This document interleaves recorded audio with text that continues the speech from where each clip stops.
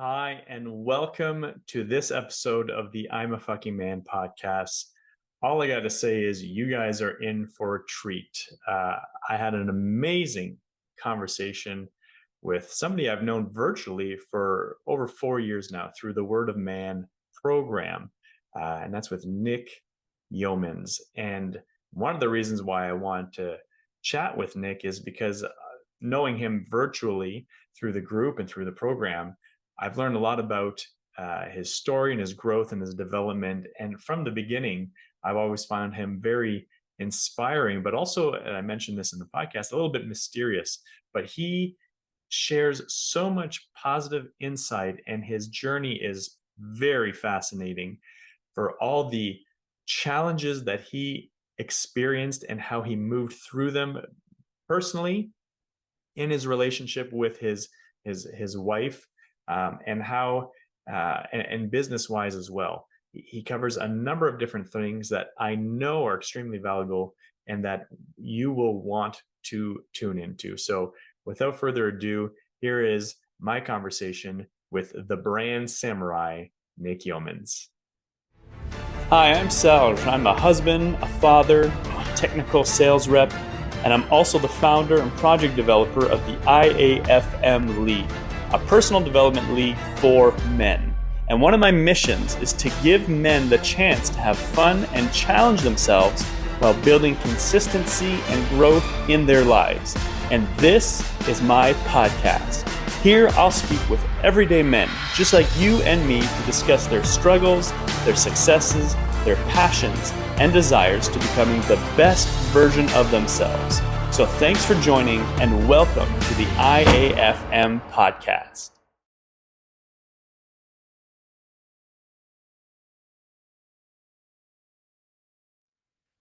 All right, hi, and welcome to the IAFM podcast. Selsh here, and I'm very, very excited about today's conversation we're going to have with Nick Yeomans. Nick, thank you so much for being here today, buddy. How are you?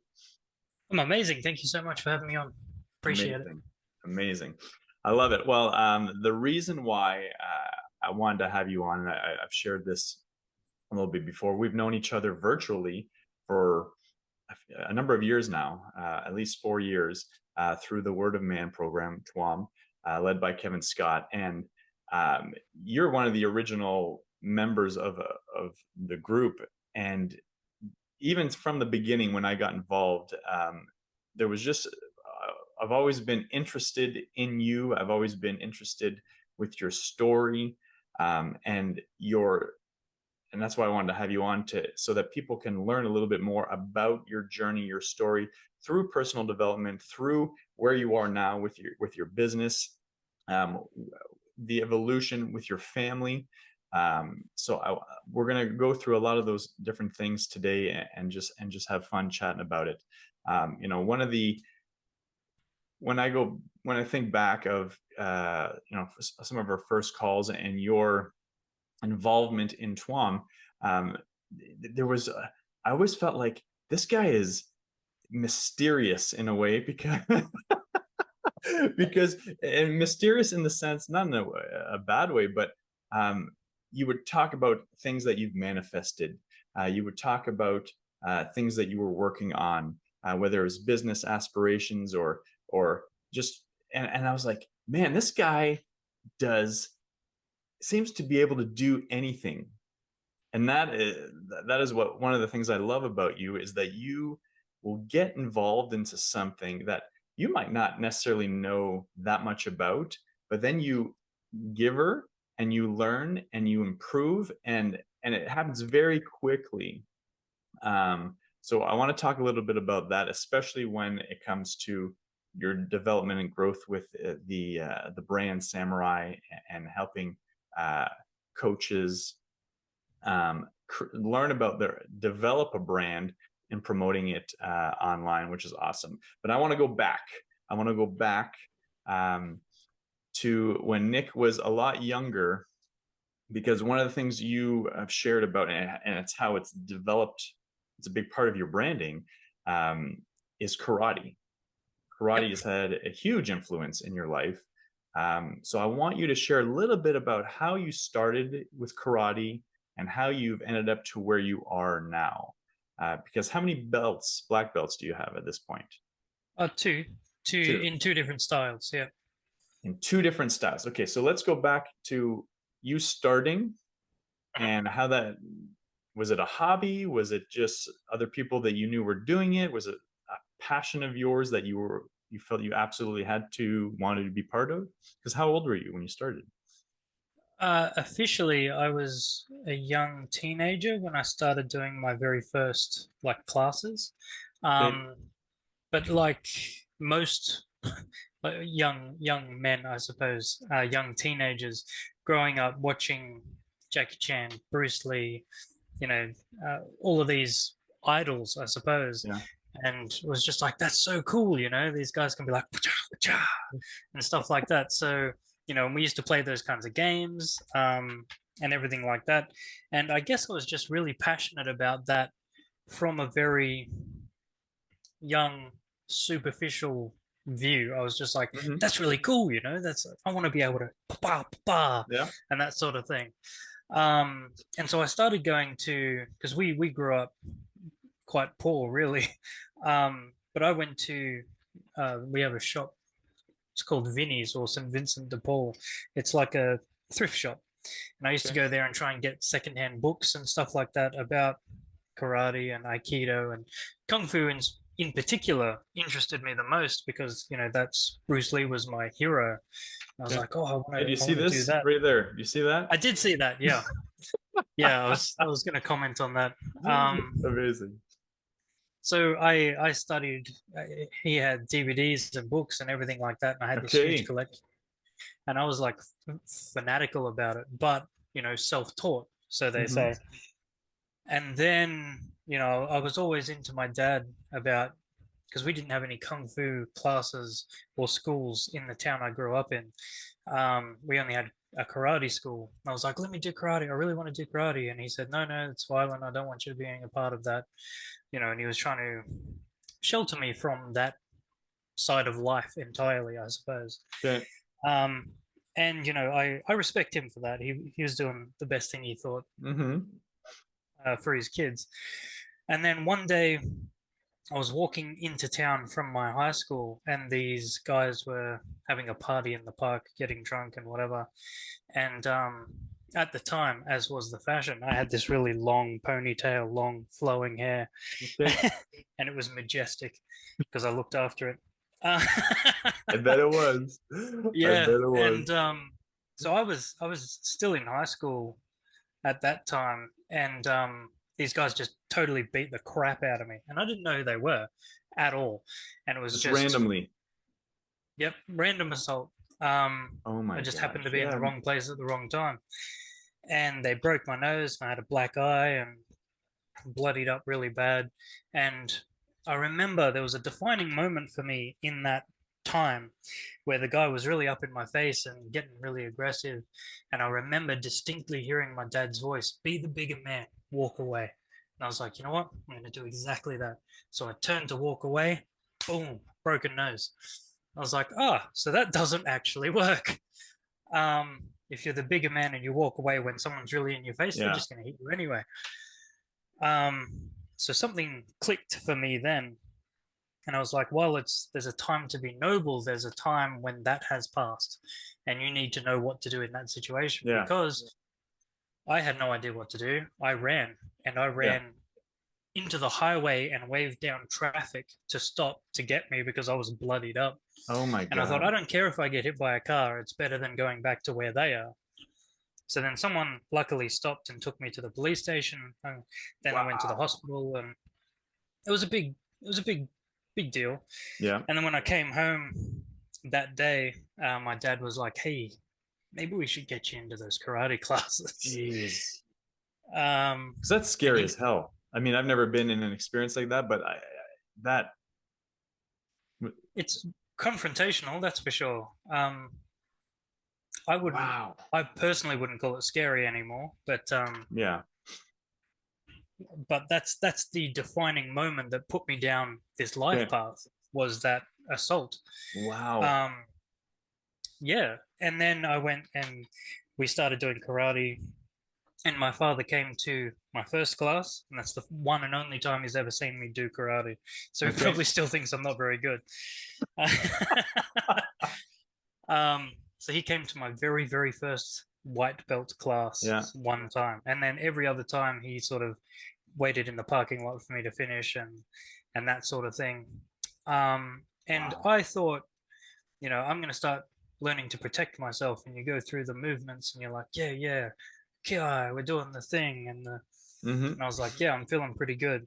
And then again on my 18th birthday, so I'd been doing it for quite a number of years by then. Um, I went out not sure what it's like over where you are, but 18 is when you're allowed to drink alcohol legally. Yeah, You can go in out Quebec it is, and in the rest of the country it's not. I don't think 19. It's 18 or 19. Yeah. Yeah. So we've got the tradition, you turn 18, you go bouncing from pub to pub, and Yeah. you go through this whole rite of passage thing. And, we did that, my friends and family and everything. We all sort of went from pub to pub, and we were about, I don't know, 4 pubs in. And my sister was sort of following along, but she wasn't 18 yet. So she was just hanging out the front Okay. because at the time, they just banned cigarettes from inside Okay. pubs. So everyone went outside to have a cigarette, went back in, and she just sort of hung out the front. And then we went out one time, like during my 18th pub crawl, and she wasn't there. And I thought, that's really strange. She's supposed to be here. Something's wrong. And I looked around, and then we went to the next pub because we thought maybe she's just gone there, and she wasn't there either. And I was like, something's very, very wrong. I have to go find out what's going on. Wow. And I went back, and a group of men had dragged her across the road into the park to do I don't want to think about it. And so I ran in very hot-headed and basically got really badly beaten again. Yeah. But she got away, and that was the main thing. Okay. For that all I cared about was her being okay and her getting out. So I spent the rest of my 18th in hospital again. But that was a different story. That was about 6-on-1. Right. And when you've had a belly full of beer, you're not going to do very well. No matter what belt you are, yeah. Yeah, but for me, even now, I'm happy with that outcome because your body will heal. But if something bad happened to her, she might not have ever gotten over it. Right. So I was willing to make that trade. But from that point on, when I went back to the karate school after about a week, because I couldn't go in there beaten up and everything like that, I had a chat with my sensei at the time, and he said, why do these things keep happening to you? Like, you need to think about the choices you're making in life and how you're attracting these things. And I was young and didn't understand. I was like, you're full of crap. I'm not attracting these things. Anyway, he said, if you're going to be living a rough life, you need to train rough. Like, that's how you have to do it. Okay. You can't do the same training as everyone else, going into competitions and stuff. If you're living that life, you need to live that life. And if you're in here, he said, you can't come in here with a broken nose, black eye. It looks bad on me. Yeah. So he said, if you're going to be around those people and living that kind of life and doing those things, just being a young man out in, as you do, he's like, I expect you to train harder than everyone else. And so then I went from, I think we were training 3 times a week, like 3 classes a week, to 3 classes a day, 7 days a week. Oh my goodness. After class, we went to my sensei's house. We did another training session. We did weights, and then we did sort of yard work and things around the house, Miyagi style. So that I was just going to say, wow. Okay. So this was like Karate Kid. Okay. Yeah. Wow. And the 2 things, I suppose, happened. The first is, if you train at anything with that level of intensity for a period of time, you're going to get very good. Yeah. And the second thing was, mentally, there's a shift because you're not training, to get your next belt or to win a trophy in a competition. For me, we lived in a really, really rough area. People were often armed, and trouble was just in the area. Yeah. If you were there, you were going to find it. And so the training became very real. There's a real life application to this where if you're if you're in class and you're going through the motions and you're like, oh yeah, we got 20 minutes left of class, so Right. yeah, and then we'll go and have a drink and have a chat and whatever. Where for me and my two cousins who I trained with at the time, we all lived together. It was every single punch mattered. That's the one that gets you out of this situation. That's the one that saves that person. That's the one. So every single repetition, every single one had intention and focus. And if you do that 3 times a day, 7 days a week, you and I wrote a chart for this when I started the next karate school when I moved to another city, and the guy was like, "Oh, me and you, we're first grade, we're like both first dan black belts, we're the same." And I said, with all due respect, we are not the same. We are never going to be the same. The amount of training I've done in this space of time, you can train your entire life and never catch up. It won't happen. Mm-hmm. And that didn't go down well, but but there's a level of intensity and consistency which, if you apply that over a period of time, the gap gets too big. It just gets too big. And the best way to explain that is, so if you consider a class as depositing something in the bank, right? Yeah. If you train 3 times a day, you've done the same amount that most people do in a week. Yeah. Tomorrow, you've done 2 weeks. Before you've gone not even a full week, you've done a month's training for what everyone else does. Right. So in 3 months' time, when you come to go for your grading for your next belt, and everyone else who's been training 3 times a week comes up to you who's done 21 classes plus right. one-on-one sessions every single week for 3 months, the gap is huge. And that's just in a 3-month window. Right. And then you do that for the year, for the 4 years till you get your black belt and beyond. There's no comparison. There's no way you could possibly compare the two, and it shows. Right. And that's not something that you can talk up, like the results just speak for themselves. Yeah.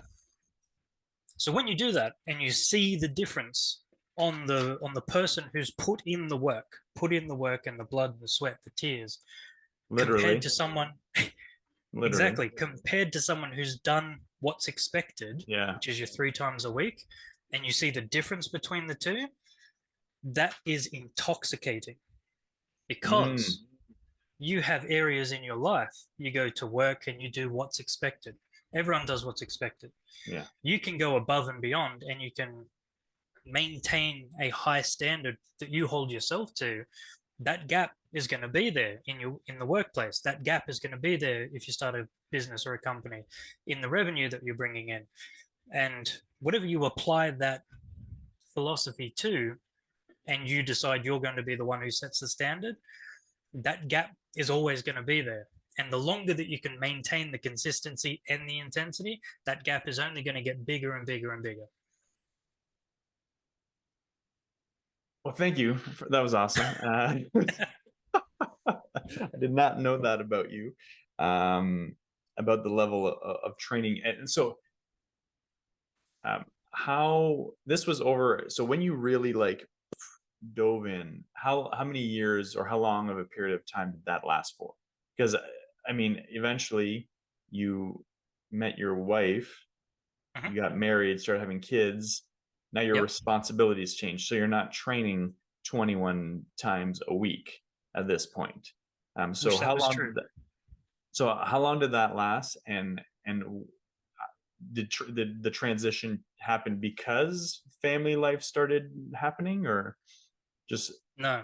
No, it didn't. As I said, I wish that was the case. If I could have a do-over, yeah, I would do that, but I didn't.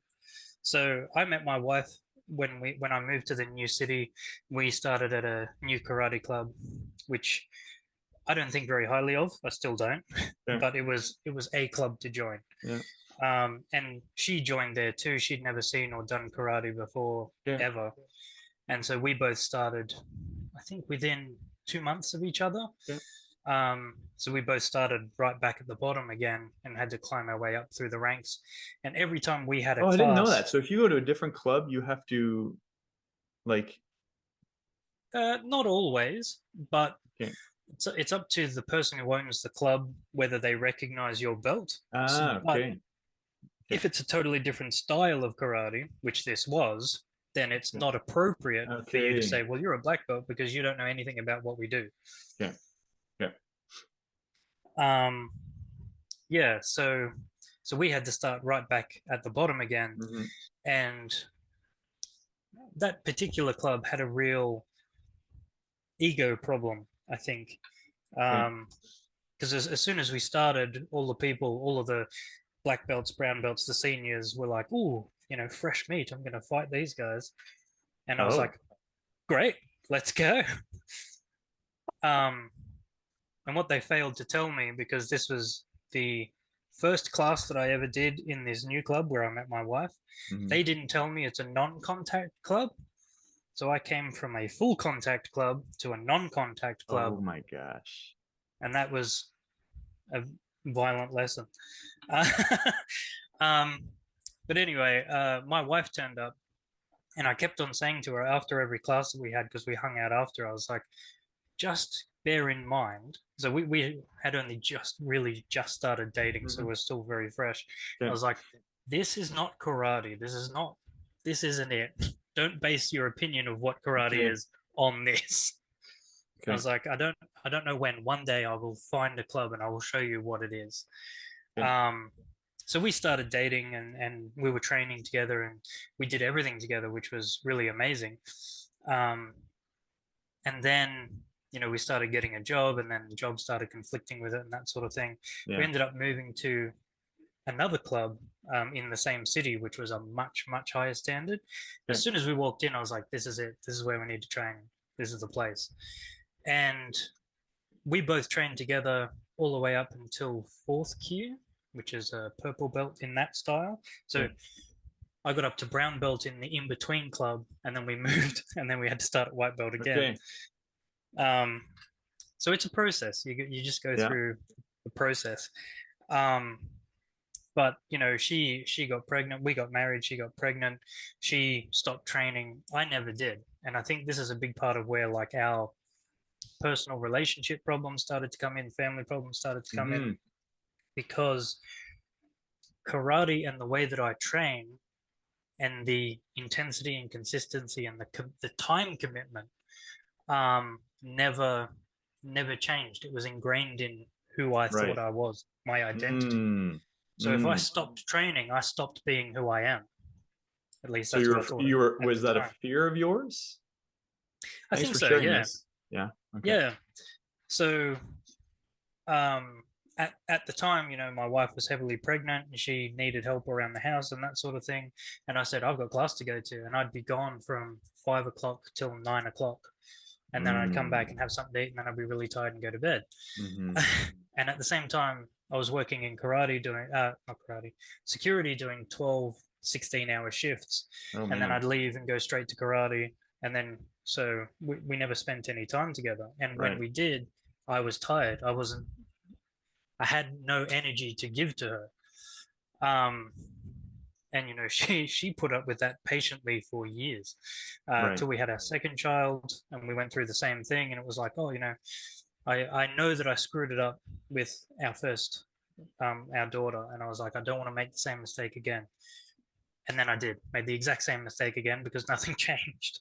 Mm-hmm. Um, and that became really painful because, as I said, it was ingrained in who I identified with, Yeah. because that was who I was from a teenager.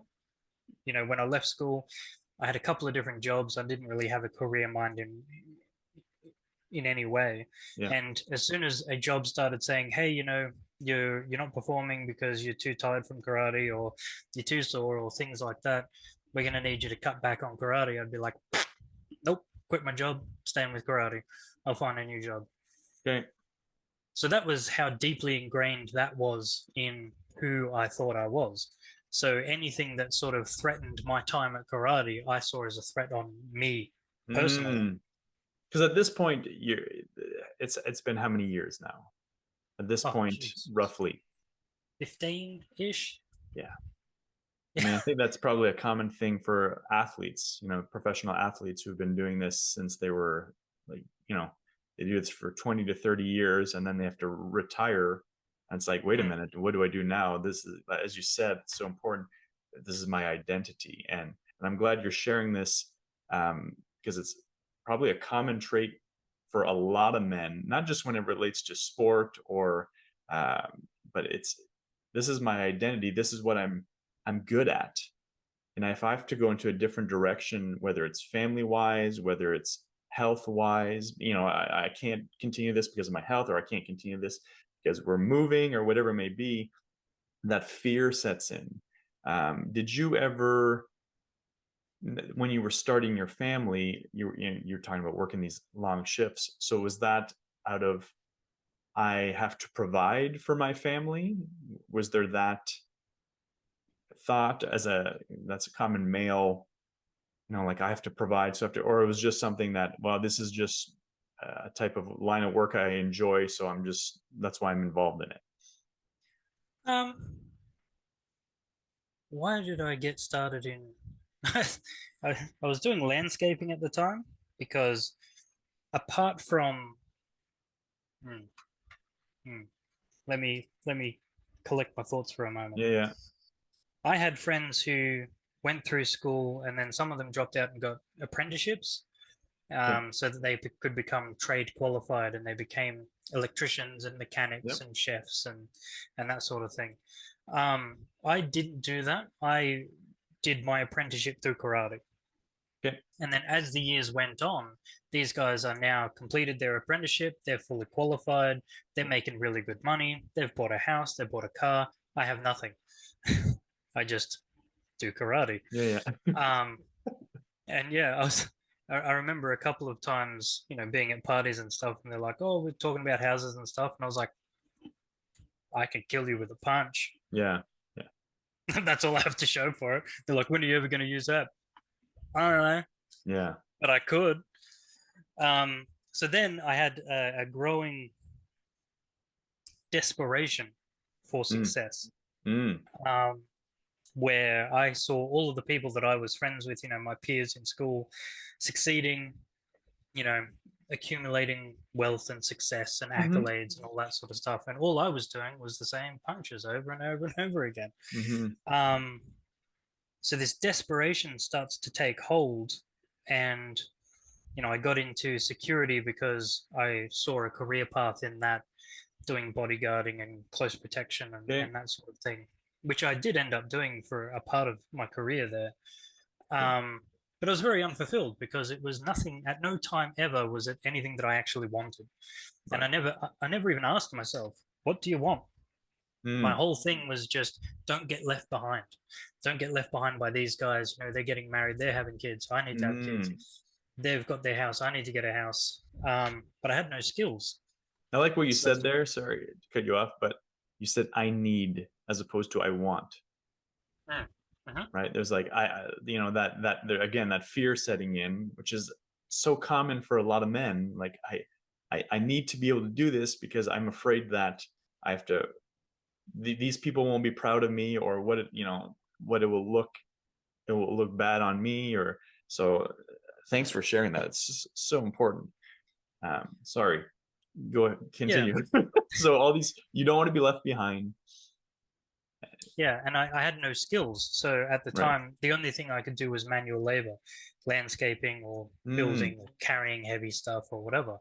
And so at the time, I was like, I now have a girlfriend and fiance at the time. I was like, we need to be bringing in money. We have to live a normal life and that sort of thing. And then hmm. she became pregnant, and it became even more, I want to say Me. more real, Yeah. but the desperation became heavier Hmm. and the burden became heavier. Hmm.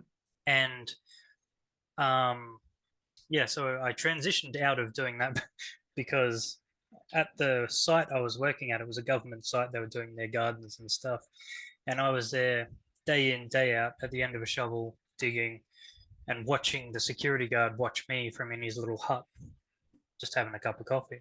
Yeah. I was like, dude, how do I get your job? You got a cushy gig up there. And he's like, yeah, you just go here and do the course and whatever. And I was like, sick. The next week, I was in his hut doing his job, which was Really? wild. Yeah, because it was a 2-day course. I did it over the weekend. Okay. And the guy who did the security training is like, you're really switched on. You've got a mind for this kind of work. Um, I know some people who would put you into a job like right away. I was like, yeah, cool. And then the Monday, I was doing errands in the security car. So I got the job, and I was just doing like lunch covers and stuff like that. And one of the lunch covers was at that security gate. And I was like, oh, I know, that's Yozo, yeah. And then they're like, Yozo, how do you know him? And I was like, oh, because I worked there. And being a government cleared building, like the process to even get in to work there was months long. Okay. And they're like, so you've already got a clearance? I was like, yeah. And they're like, bang, you're in. So it was within a space of like 4 or 5 days. I was Oh working my in the same gosh. spot, watching my old teammates dig with the shovels. Oh my gosh. That's hilarious. It was because I said to him, I was like, I'm gonna go get his job. I'm not gonna keep on this shovel thing. And then that Tuesday, that was on the Friday, the following Tuesday, I was in the hut watching him, and I was like, told you. Wow. So that's another one of those manifesting things, right? Because I saw it and I was like, I want that. How do I make it happen? And then in that moment, you make a decision, and it's just like, that's what I want. And it's a decision. I'm going to make that happen. Mm. And then through no power of yours, no matter what you do, things just fall into place. Well, here you go. Here's how you do the course. The guy who's doing the course knew the people who hired the contractors for that site. And I had to have a clearance, which I already had because I was landscaping. And they're like, bang, you're in. So It's amazing. things can move really, really quickly Yep. when you make that decision. Yeah. So that was pretty powerful. That is powerful. That's something we talk about, and I want to get into it. Through the word of man. Kevin talks about that when you commit to something, and you're an example of that many different ways and different times.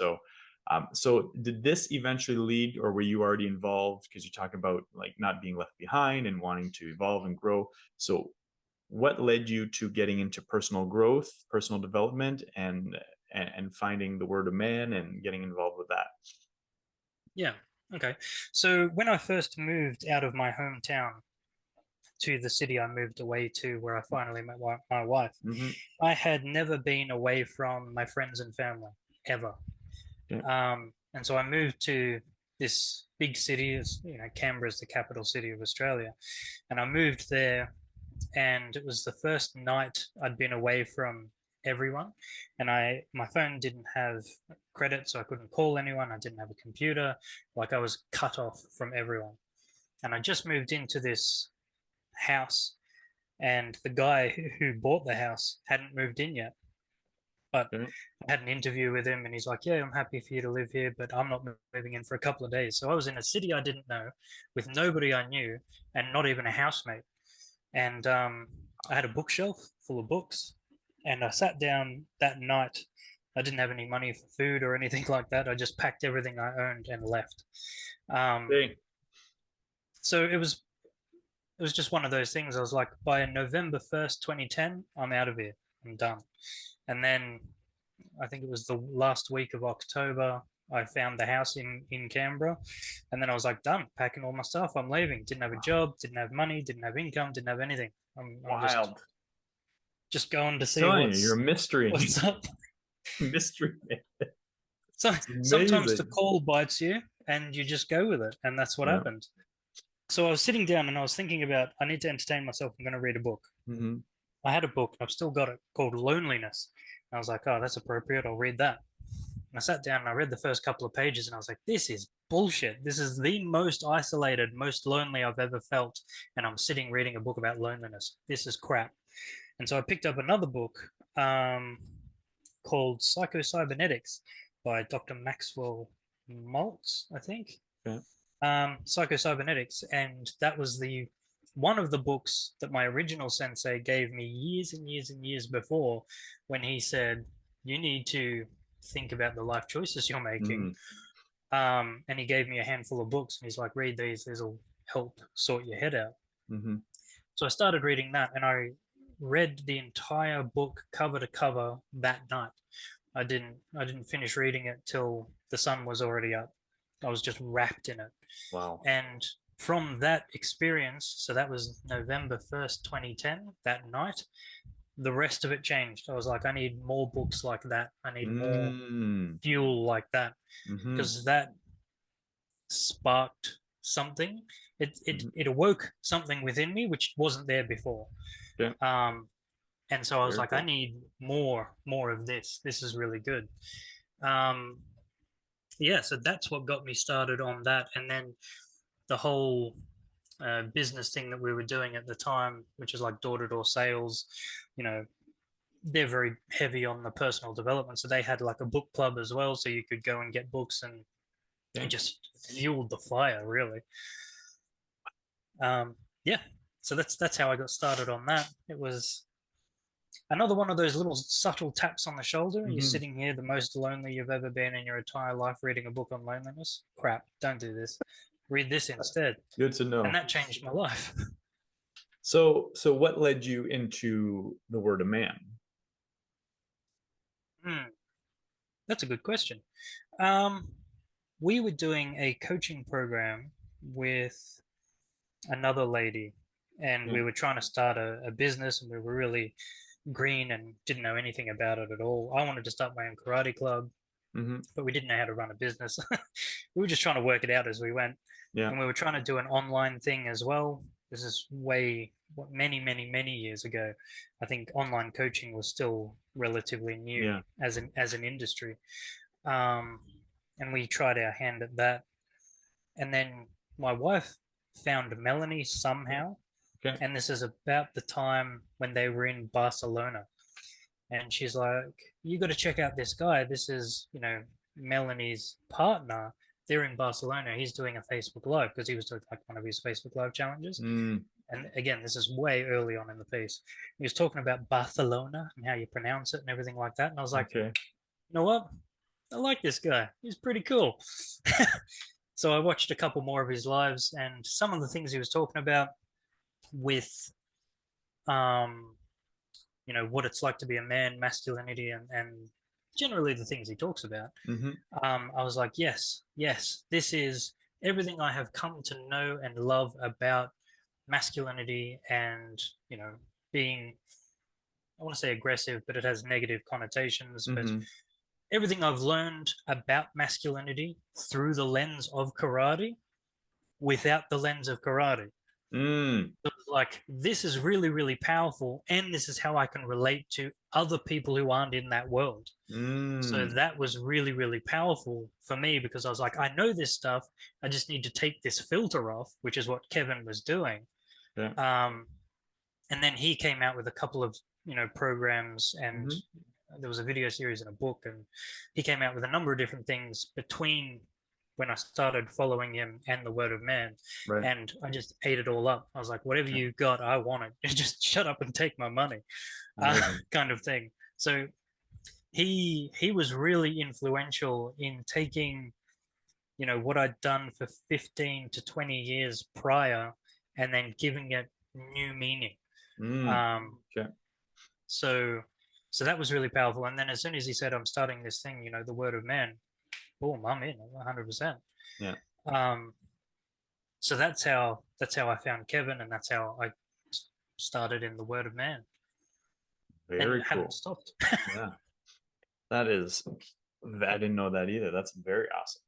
That's very awesome. So you know, what have some of the takeaways, biggest takeaways, whether it's through being in TWAM or through your own personal development, that uh, have helped you the most, or that That's you tough. consistently, that you're like, yeah, I'll just leave it at that. Okay. One of the things that I said this is a recurring thing, which makes me think it's important. Mm-hmm. I've had people come up to me in every club that I've trained in and say, "How do you get so good?" And when I started, I was not good. I Mm-hmm. was the worst karate student, period. I could Okay. not do a single push up, not one. I had no strength. The only kind of sport I played before that was a tiny bit of baseball, and then chess. Okay. Okay. Athleticism was not my thing. That's hilarious. Um, Okay. And when I first started karate, as I said, couldn't do a push up, couldn't do a sit up. Mm-hmm. When I bent down to see how flexible I was, my fingers were about that high above my knees. Oh So not wow. Okay. flexible, not strong, not fit. There was nothing in terms of raw talent, raw athleticism. You know, if you're looking at a blank canvas, or what can we make with this? Yeah. Nothing. There's nothing there. And in every single one where we've had to go back to white belt and start again, go back to white belt, start again, there's a process, which is you set the standard for whatever group you're in, whether it's a big group, small group, you set the Mm-hmm. standard. It might not be the higher or lower than anyone else's, but it's your own. It's your standard. You set the standard, you push yourself. That's the thing. So whatever your standard is, push a little bit harder and always push a little bit harder because your standard will grow to meet it. Mm. And this in the structured hierarchy of martial arts where you've got different belts and different ranks, Mm-hmm. it's expected that as soon as you get your new belt, this is the new standard, you push harder than it. Mm-hmm. And it feels hard when you push harder until it doesn't. Yeah. That becomes your new normal. Exactly. And the thing is, people, they either rise to meet your standard and you drag them up with you, or they don't. And that's how the gap starts. Mm. But you set the standard, you always push harder, and then it's like you're doing it, you're in the trenches every single day, you don't notice it. It's just hard, you're just training hard, and that's just what you do. Right. But sooner or later, people come up to you and ask you, how do you get so good? That's all it is. You just push hard consistently over a period of time, and the rest takes care of itself. And that applies equally in martial arts, in your career, in your business, in your relationships, whatever it is. You identify what the standard is and you push just a little bit harder than you think you need to. Don't do, what's expected. Go Right. above that. I love that. I love that. So you talked a little bit about this earlier. So I want to talk a little bit about this when it relates to that. And you mentioned earlier with your relationship troubles, with your commitment to karate, and how things were not changing, even because your family is growing and evolving, but and that's a priority, but it's your commitment to karate and martial arts isn't changing. So what happened for it to go, wait a minute, I have to make a change now because this won't last long? It can't. Yeah. So my wife, she's got the patience of a saint to put up with me because at times I'm not an easy person to live with. I get incredibly focused, hyper focused on things, and that can last anywhere from a couple of hours to a couple of months or longer. Wow. And it's just this thing. And sadly, for many years, she wasn't the thing I was focused on. And what we, I think, as men tend to do is because we like to, and we're rewarded for achievements and accolades and things like that. And that's instilled from, when we're in school, when we go out and we compete in sports, you want to get the trophy, you want to get the thing, and you want to bring the accolades home and then you put them on the mantelpiece. Yeah. Feels good. Feeds the ego. To the next one. Yeah. And so our relationships, what we tend to do is instead of thinking of a relationship as the bond between two people or two things, is we think of it like an accolade that we've achieved it now, we've got the ring on the shelf, on to the next one. They're not happy staying there. And they can only do that for so long. They can only be neglected for so long. Same with us. Us as men, we neglect ourselves, we neglect our health, we neglect all of these things in ourselves. But at some point, something will come along. And, if it's your health, it'll be an injury or a sickness or something like that.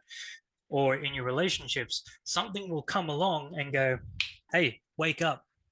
And this happened for me December 2022. So we just had the new year. So December 2022, my wife sat me down very politely and said, hey, I see you're working really hard on the kids and things like that. And you're doing this because I just started doing therapy. And she said, I see you're making really, really big changes. And that's really, really good. but this isn't working. And she asked me for a divorce, and that Mm, broke me. That hit me harder than anything has ever hit me in my entire life. Um, and it detached what I was identifying with who I was. And yeah. that's difficult to explain exactly, but we have an identity, a facade that we put up, and we ingrain or entwine who we are with that facade so much. We fight so hard to protect it that when it gets attacked, we feel attacked. But it's not us. That Yeah. thing of, I'm the guy who trains really hard. I'm the guy who works really hard. I work 60, 70, 80 hours a week to provide for my family.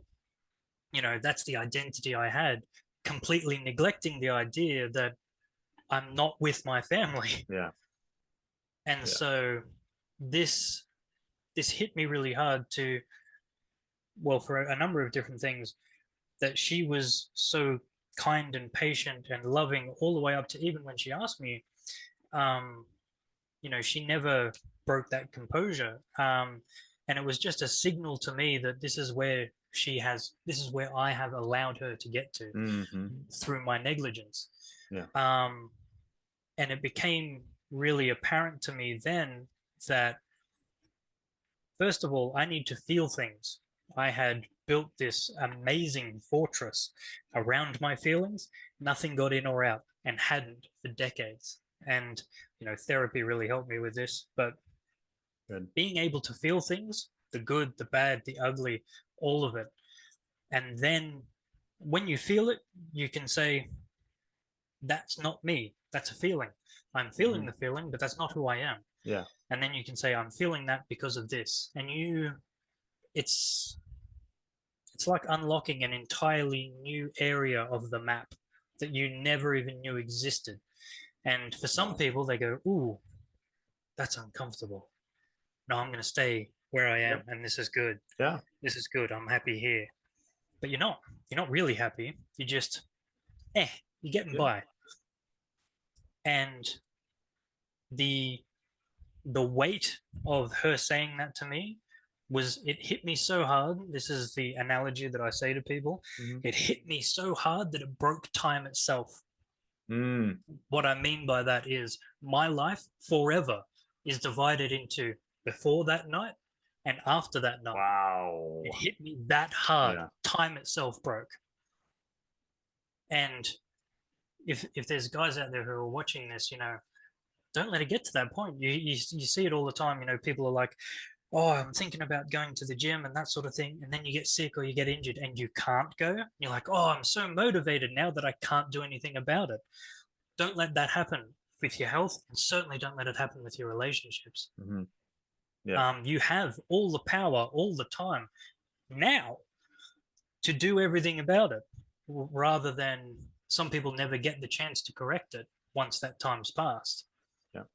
No, that's I mean I've shared this with you. I relate 1000% because the exact same thing happened to me where my wife, and even though I knew her health was deteriorating, that she was doing all these things to make it work with our family, I wasn't a physically present because I was traveling for work, and I wasn't emotionally or mentally present because I didn't think I had to be. Like you said, um, uh, she had been doing it for so long that you're just kind of like, oh, this is just what it is, and it's like this doesn't work anymore.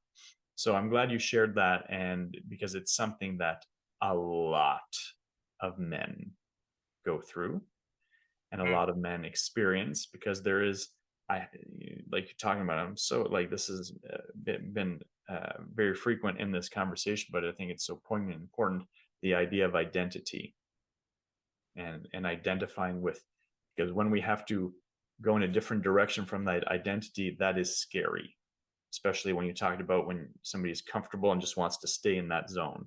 So I commend you for learning that, realizing that, and so what happened after then? mm. Well, we continued doing therapy. We started doing couples therapy together, which was a very, very turbulent process. Mm-hmm.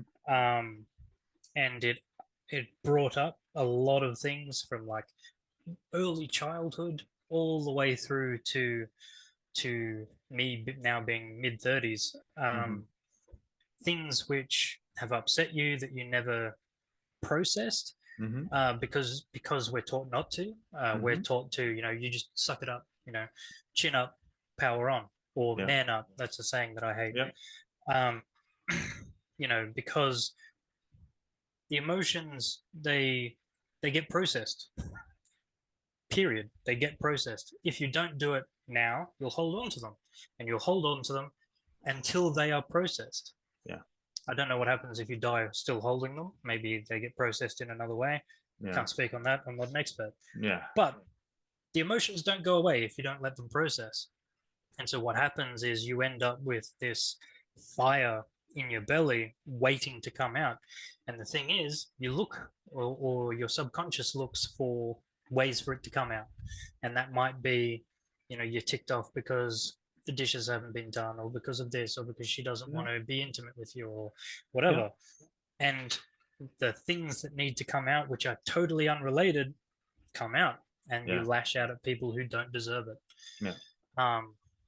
And the thing is, I think with men in particular, we are incredibly powerful, more so than we allow ourselves to believe. What we can do with our voice alone is incredibly powerful. And Yeah. so recognizing that power and making sure that you're not lashing out at people who don't deserve it, especially if you've got children, Yeah. that's really, really important. It's your job. It might not have been your fault, and in most cases it isn't, for you to have accumulated all of these things, but it is absolutely your responsibility to make sure that you don't pass it on. I love that. Thank you for sharing that. That's so important. I realize that a lot with my kids when I'm talking with, if I'm upset, triggered by this thing, and they do something that isn't a big deal, but in that moment, to me, it's a big deal. And it's like, and to them, it's like, whoa, what's the, relax, dad. Yeah. And then so I have to go, oh my God, okay. And then talk to them through that process and reveal, like, I'm sorry that this is how it came out. I was triggered because of a different thing. That shouldn't be an excuse, though. I'm trying to teach you how to communicate this emotion as well. So I'm glad you bring that up, because that's so important, and I think that's something that is missed out by a lot of men, and especially in a lot of relationships. So that's amazing. That's amazing. Thank you very much for sharing that. That's very powerful, very, very powerful. So I want to bring to where we are today. To wrap up, because now things have, so we talked about, getting into karate, getting really sucked into that world, and how it led to you meeting your wife, starting a family, the challenges that brought up. Now you are, and have been for a few years now, running a online business that now you have started building a team. So I want you to share how that evolved, and how because it's called the Brand Samurai. So a lot of what you've learned and applied to your life, now you're doing it to your business, which I think is brilliant. So I want you to share a little bit about that and what it is, and kind of promote it. Talk about what it is that what you guys do, please. Sure. So yeah, I got involved in a crypto scam a number of years ago and lost everything. Like, we were 2 days from being evicted. We were going to be homeless. We had no money. We had no food. And again, that came about because I made poor decisions with our money through immense desperation to catch up. So that's a lesson for a lot of people. If you can avoid that feeling like you need to keep up with everyone else, and that Mm, feeling, that desperation gets so intense that you make really, really poor decisions. You're gonna regret it. yeah. So please don't do that. Um, so I had a couple of hours to think about what I had done, and then I was like, okay, I don't know what, I don't know how we're gonna get out of this. We're in deep shit here. Yeah. Um, and I said, well, what do I know how to do? I know how to mow lawns. I'm very good at that. And I have a mower. I can just door knock because I've done door-to-door sales. Yeah. Do you want me to mow your lawn? Yes or no? Do you want me to mow your lawn? Yes or no? And we just did that for cash immediately to solve the problem. Yeah. And then someone approached me online. They heard about our struggles and stuff, and he said, "Oh, I've got a way that you can make money online." And I was like, "Oh, you know, piss off, man! I just got scammed out of everything." And he said, I really understand where you're coming from. He'd been through a similar situation. Yeah. And he said, I'll teach you how to do this. I'll teach you how to build websites. I'll teach you how to market them. You can get clients who pay you decent money for a website. And then, and only then, if you feel like it, you can pay me. I was like, Wow. sure. Okay, I've got nothing to lose. Yeah. And so his name was Aaron, and he sort of took me under his wing. I was mowing lawns, and then I built my own lawn mowing website and then did SEO on it. It got really, really highly ranked. So I was getting calls all the time for mowing lawns and stuff like that. Mm-hmm. And then winter was coming around, and I was like, oh, do I really want to be mowing lawns? And all these people were like, I love your website. You got to give me your website guy's name. I was like, actually, I did that myself. And they're like, oh, maybe you can do mine. And then that started to take off, and I had this fork in the road where I was like, I can either keep going out in the wind and the sleet and the ice and mowing people's lawn, or I can sit in my nice heated little house and sit here and build websites on the computer. So that's what I did, obviously. And it's the same philosophy all the time. What's expected? You can do what's expected and you'll get what's expected. You can go above and beyond and you'll get above and beyond. And that's always how it is. So I was like, I need to learn everything I possibly can about web design, and then about user psychology, and then user interface, user experience, and then what drives people to a website, because people were saying, I love the website. It's really, really great. I was like, cool. Is it doing anything for your business? Nothing. I was like, well, that's a failure. And they're like, no, we love the website, but it's a failure if it's not doing anything. Right. That's a failure on my part. And then I started learning about marketing and psychology and driving traffic, and this was one of those several months hyper focus things. Some of the times there, my wife had to come in and like physically move me away from what I was learning, because I hadn't moved in 3 or 4 days. I hadn't gotten up to go to the toilet. I hadn't gotten something to eat, got a glass of water. It was just focus. I need to learn this stuff, and I need to learn it now. And the sun, I remember the kids would be playing and I'd be here learning, and then they'd go to bed, they'd give me a kiss and I'd be learning, and then the birds would be chirping, the sun was up and I'd still be learning, and then they'd be going to bed again and I'd still be learning. I hadn't moved. And that's happened a few times, and that's when I started learning, people, again, it was, I had this obsession with getting results for people. Getting results. Yes, I can build your website, but is it going to do something for your business? Is it going to help you? Because I had the same feeling where, when I built my lawn mowing business, this needs to make me money. Yeah. Because if it doesn't, I'm broke and my family we're fucked. So I was like, this needs to drive results. This needs to happen. And I was like, there are people out there who are in the same position as me. It's not polite conversation, obviously, but I can feel when they're saying, can you build me a website? I need this, this, and this. I'm like, you need this to work. Yeah. And so if I'm going to take this on, I need for it to work, because I know the position you're in. And so I became obsessed with that. And again, it drove like that obsession. I wasn't spending time in other places where I really, really needed to. But then I started moving into, I'd say, well, we can build your website, but is it aligned with your marketing that you've already got? Is it aligned with your brand that you've already got? And they say, oh, we don't have any of that. Then a website's not what you need. What you need is either marketing or branding. Yeah.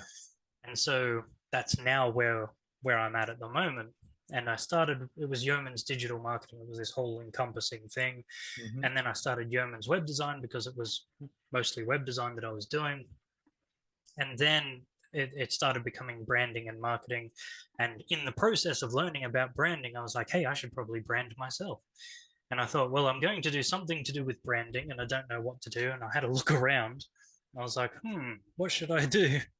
And then I came up with either the brand Ninja or the brand Samurai, and brand Ninja was already taken. So brand Nice. Samurai. And Nice. so it all just evolved organically Mm-hmm. through this personal quest for results. Um, and all of it came about because one guy randomly on the internet said, hey, I can help you and your family. And all he asked for me to do in return was pass it on.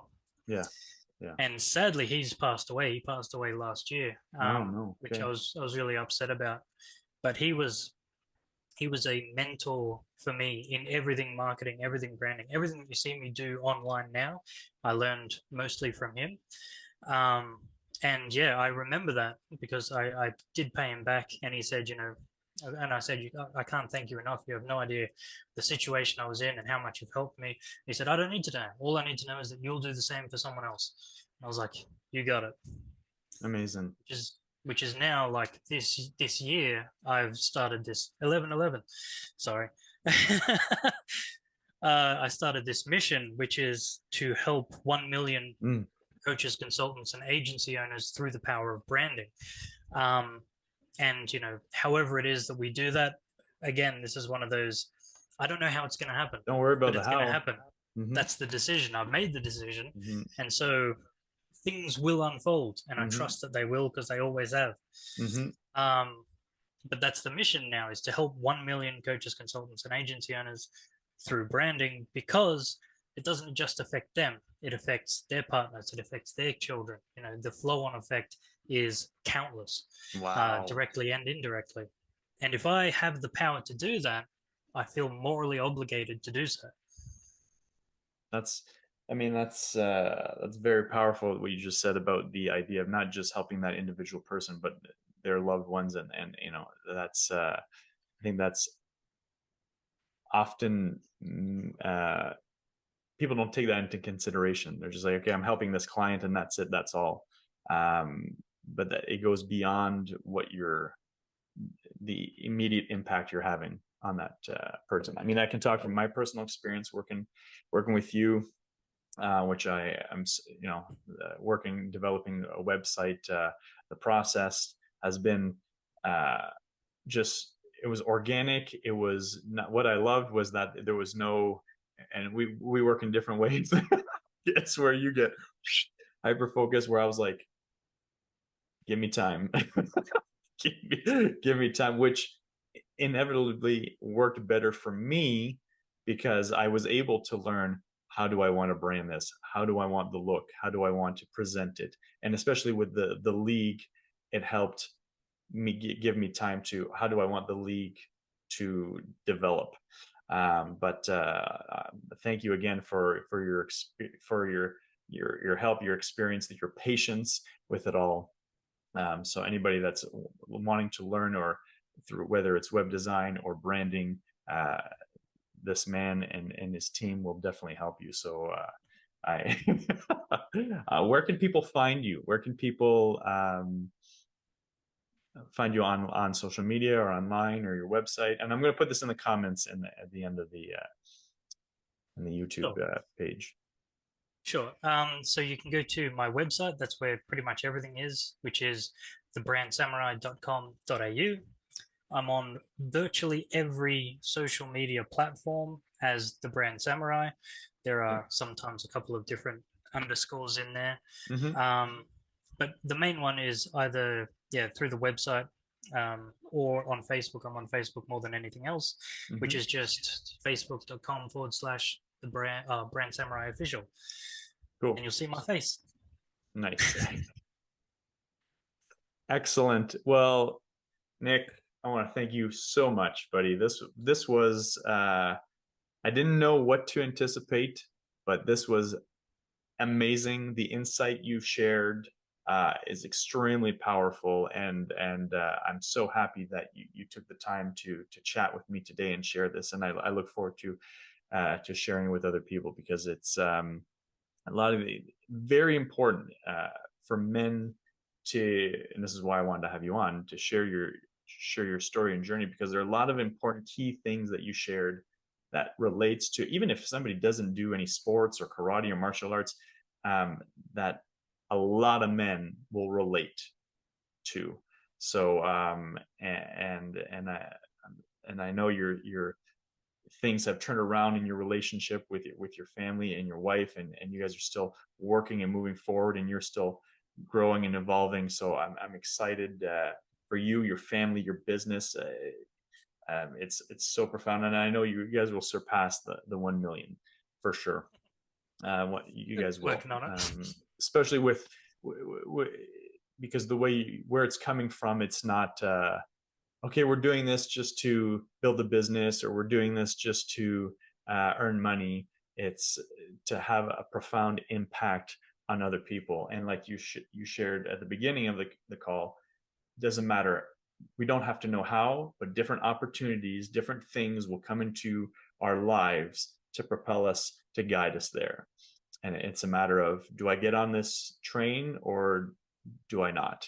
And you are a get on the train type guy, which has which has led you to experience and live. I mean, it's quite fascinating what you've experienced, but what's, I think, really important, especially for me, living the experience I've lived, is going, this isn't working. Okay, I have to switch tracks. We'll keep on the train thing, switch tracks to make this work, especially now is for the people who are most important to you, your family. So I want to thank you so much. Love you, buddy. I appreciate you. And Can I leave you with something just before we go? yes. There's a saying that my sensei said to me when I first started having troubles, 2+ decades ago, and I've thought about it every single day since, every single day. Yeah. And the saying is this: life is like a grindstone. Whether it grinds you down or polishes you up depends on what you're made of. And you're the only one who can decide what that is. You're right. He was right. You're right. I love it. Thank you, buddy. Much appreciated. Thank you so much. I really appreciate you having me on. Thank you. Hey, it was a pleasure. I hope that maybe in the future we can do this again. So Absolutely. Thank you, buddy, and we'll talk to you soon. Cheers. Okay. Bye-bye. Thank you. Bye. What did I tell you? Wasn't that amazing? What an incredible conversation. His story is so fascinating. A lot of it I did not know about, and it's just his journey to deep dive into, that's what I found so fascinating, deep dive into things and just grow. He was talking about that exponential growth, when you commit to something and you work to it.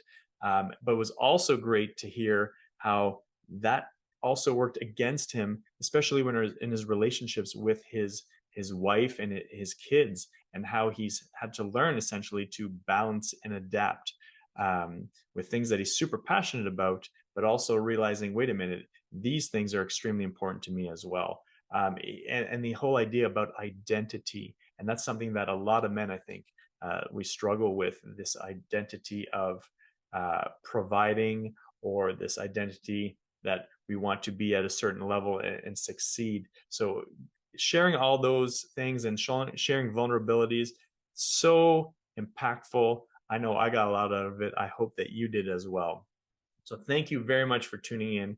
If you like this, please give us a thumbs up. If you saw a lot of value in it, please subscribe. So thank you very much for tuning in, sending you a lot of positive health, wealth, love, and happiness, because you deserve it.